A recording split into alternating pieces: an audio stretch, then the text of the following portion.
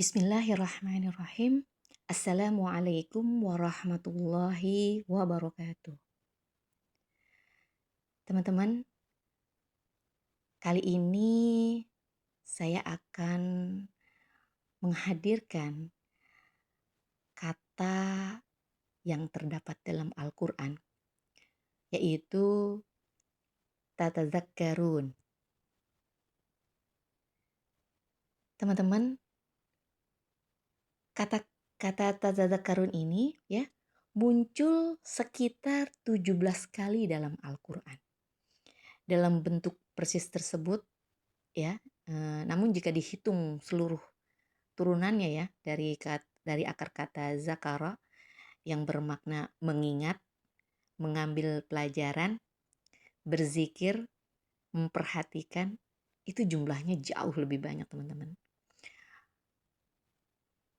Ratusan kali disebut ya dalam berbagai bentuk ya. Oke teman-teman, kali ini ya kenapa aku bahas seperti ini? Menurutku ini sangat menarik sekali ya. Karena apa? Karena Al-Quran itu sendiri ya berkali-kali tidak hanya meminta manusia mengetahui, tapi juga tatadzakkarun mengingat ya tadi ya, tatafakkarun berpikir, ta'akilun katanya menggunakan akalnya, tatadabbarun merenungkan. Ternyata ini teman-teman ya berkaitan dengan fungsi otak manusia. Ya. Jadi otak manusia itu bukan sekedar memiliki otak aja loh manusia itu ya, tapi juga bagaimana menggunakan otak sesuai dengan tujuan penciptaannya. Masya Allah, tabarakallah. Oke teman-teman, aku mau ambil judul ya. Judul yang akan aku persembahkan ya. Yang akan aku konten kali ini yaitu judulnya Otak, Al-Quran, dan Masa Depan Sebuah Bangsa. Dalam gak teman-teman? Masya Allah. Otak aku berpikir sampai ke situ ya. Oke, kita mulai teman-teman. Bismillahirrahmanirrahim. Pernahkah kita bertanya, mengapa Allah Subhanahu wa Ta'ala berkali-kali mengajak manusia untuk berpikir? Silakan teman-teman jawab. Mengapa Al-Quran tidak hanya memerintahkan kita beriman saja gitu ya, tetapi juga memerintahkan kita untuk berpikir, yaitu menggunakan, yes betul, menggunakan akal ya.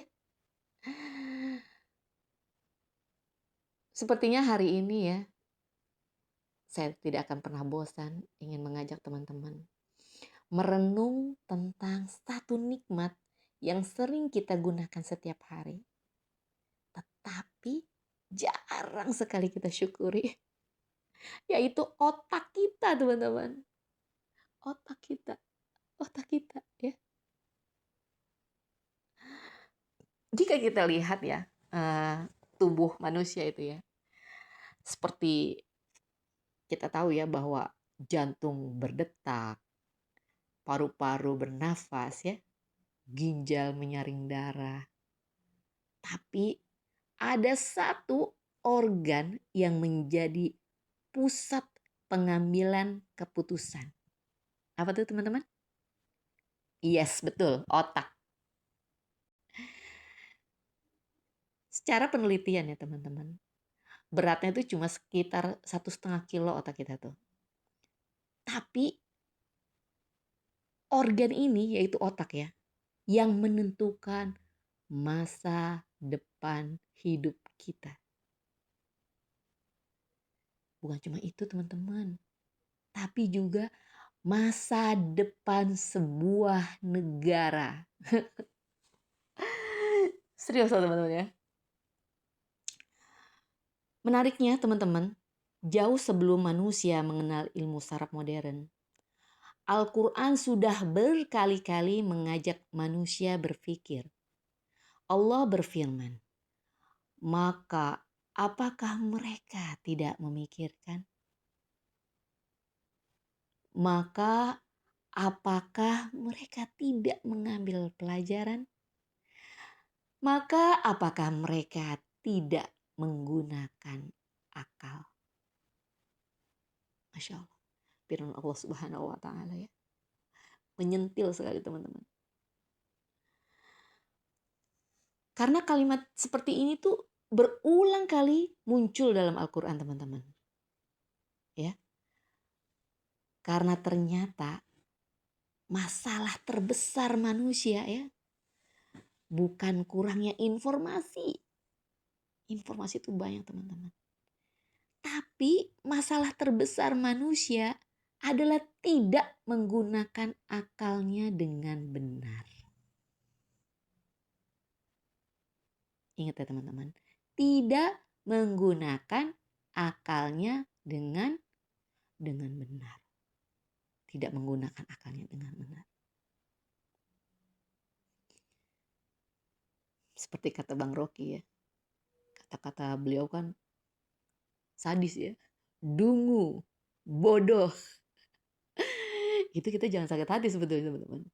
Karena memang iya kita, ya Allah, jarang sekali gitu kita menggunakan akal kita itu dengan benar. Padahal teman-teman ya, informasi-informasi yang kita dapat hari ini tuh ada di mana-mana teman-teman.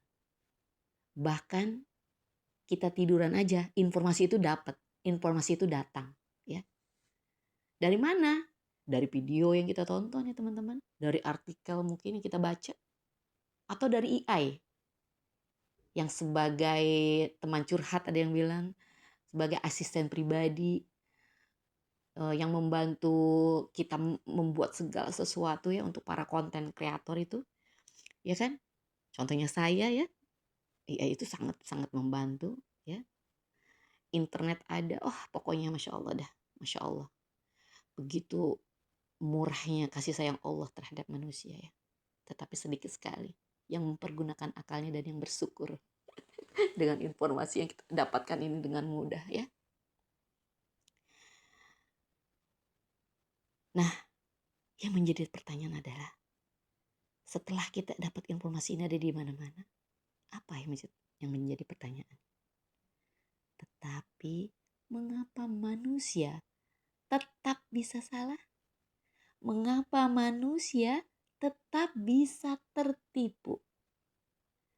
Mengapa manusia tetap bisa merusak dirinya sendiri? Nah, di sini teman-teman ya. Semua ini kenapa? Karena pengetahuan berbeda dengan kebijaksanaan. Pengetahuan berbeda dengan kebijaksanaan. Betul sekali teman-teman. Dan kebijaksanaan itu lahir dari akal yang digunakan dengan benar. Ya teman-teman. Dalam ilmu saraf modern, bagian depan otak disebut korteks prefrontal. Inilah pusat perencanaan, pusat pertimbangan, pusat pengendalian diri, pusat pengambilan keputusan. Jadi, jika korteks prefrontal ini bekerja dengan baik, maka seseorang akan mampu berpikir panjang. Seseorang akan mampu menahan emosi. Seseorang akan mampu membedakan manfaat dan mudarat. Seseorang akan mampu memikirkan akibat sebelum bertindak. Masya Allah, tabarakallah ya. Coba sekarang teman-teman kita hubungkan dengan kehidupan kita nih berbangsa. Ya. Sebuah negara itu tidak akan hancur karena kurangnya orang pintar. Karena apa? Karena banyak sekali negara yang memiliki orang pintar. Banyak sekali negara yang memiliki lulusan terbaik. Banyak sekali negara memiliki teknologi tinggi. Tapi teman-teman, sebuah negara bisa hancur ketika kecerdasannya tidak diiringi kebijaksanaan. Bayangkan teman-teman, jika rakyat kita ya, masyarakat kita tidak mau berpikir ya, maka mereka itu akan apa? Yes, betul. Akan mudah diprovokasi. Apalagi teman-teman? Yap, akan mudah dibohongi. Apalagi? Yes, betul. Akan mudah diadu domba. Iya, akan mudah dipercaya. Masya Allah, luar biasa ya. Dan ketika itu terjadi, yang rusak bukan hanya satu orang saja teman-teman. Tetapi seluruh bangsa. Tetapi apa? Seluruh bangsa. Ya, seluruh bangsa ini akan rusak teman-teman. Masya Allah, tabarakallah ya. Karena itulah nih teman-teman, Al-Quran berkali-kali mengajak manusia untuk apa? Yes, betul sekali. Untuk berpikir. Nah, untuk berpikir. Bukan agar menjadi sombong ya teman-teman ya. Supaya apa? Supaya kita tidak mudah ditipu. Teman-teman, kita sering ya meminta pemimpin menggunakan akalnya gitu ya. Tapi pertanyaannya, apakah rakyat juga menggunakan akalnya? Nah, pertanyaannya berat nih teman-teman. Apakah rakyat juga menggunakan akalnya? Teman-teman harus paham nih. Karena pemimpin itu lahir dari rakyatnya, dari masyarakat. Segitu ya teman-teman ya. Ya, Masya Allah. Seandainya ya. Jika masyarakat kita itu cinta sama ilmu, maka peluang lahirnya pemimpin yang baik lebih besar. Ya, cinta aja ilmu ya. Kita peluang lahirnya pemimpin yang baik itu lebih besar. Jika masyarakatnya itu malas berpikir, teman-teman, maka mereka juga mudah memilih berdasarkan emosi semata. Ya Allah teman-teman. Teman-teman sering dengar nggak surat Ar-Rahman? Sering ya? Tolong diperhatikan ya teman-teman ya. Karena saya tadi pagi juga pas baca ya, baca surat Ar-Rahman dengan terjemahnya. Masya Allah. Saya langsung berpikir ya. Langsung merenung. Ketika Allah Subhanahu wa taala berfirman ya. Auzubillahi minasyaitonirrajim. Bismillahirrahmanirrahim. Ar-Rahman 'allamal Qur'an. Khalaqal insan. 'Allamahul bayan. Sadaqallah. Masya Allah. Allah menyebut ya Al-Quran terlebih dahulu. Ya. Artinya tahu ya teman-teman ya.